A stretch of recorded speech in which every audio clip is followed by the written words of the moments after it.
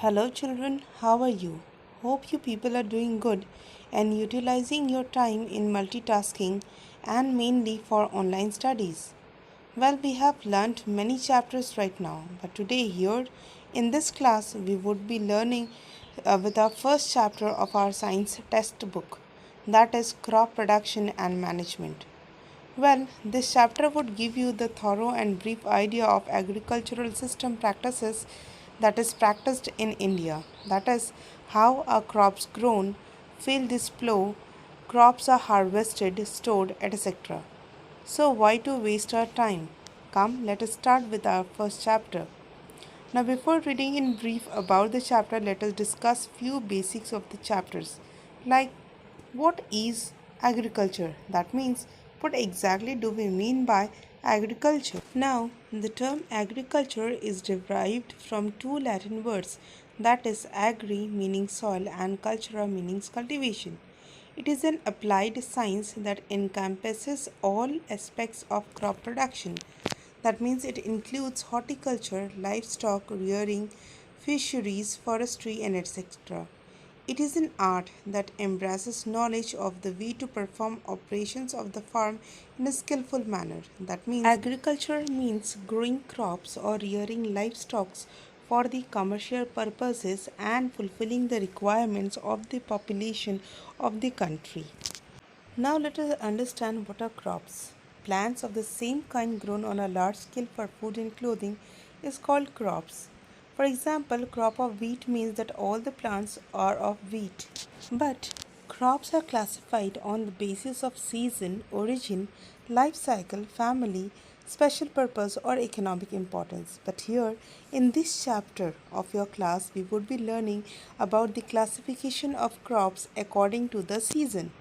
So, on the basis of season, crops are classified on two parts, that is Rabi and the Kharif crops.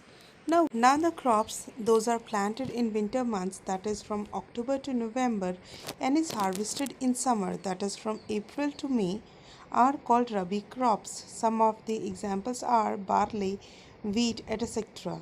Similarly, the crops that are grown or planted in the summer months, that is April to June, and is harvested in October to November, are called Kharif crops. So, the few examples of the Kharif crops are maize, millet, sunflower, groundnut, rice, cotton, and etc. Though India is one of the largest Asian countries in the world, but its main population depends on the agriculture as their source of income. So you could see the map that is given above, where the distribution of few kind of crops are widely shown over the map. Now let us understand what is the process or what is the practices the farmers do to yield or to get a proper yielding of the crops for the large population of India.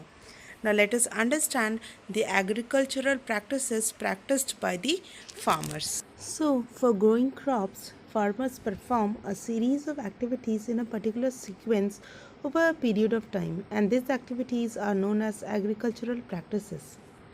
The agricultural practices are divided into five main parts: soil preparation, selection and sowing of seeds, irrigation, weeding and crop protection, and harvesting and storage. But soil preparation again includes a series of other sequences. For example, plowing, leveling, and applying fertilizers are the first primary step while preparing the soil for sowing of seeds and for growing of the crops. So now let us understand what is plowing. Though soil is the main medium in which the plants grow, but the roots of the plants absorb water and air and the vital nutrients from the soil. So, the first process in soil preparation includes plowing, the process of loosening and turning the soil, which is also called as tilling. And it is important because of the following reasons. It allows the roots to reach deeper into the soil and helps to fix the plant more firmly to the ground. It helps in trapping air into the soil. It helps the soil to retain moisture for a longer duration. It helps in bringing the nutrients rich soil to the top. It helps the soil to mix well with the fertilizers and the manures. It helps in the removal of undesirable plants called the weeds.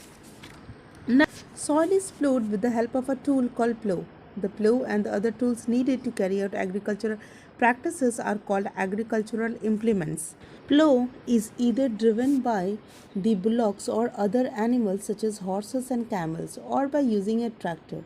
A plow may be made of wood, but nowadays implements called cultivators, which are driven by tractors, are increasingly being used for plowing.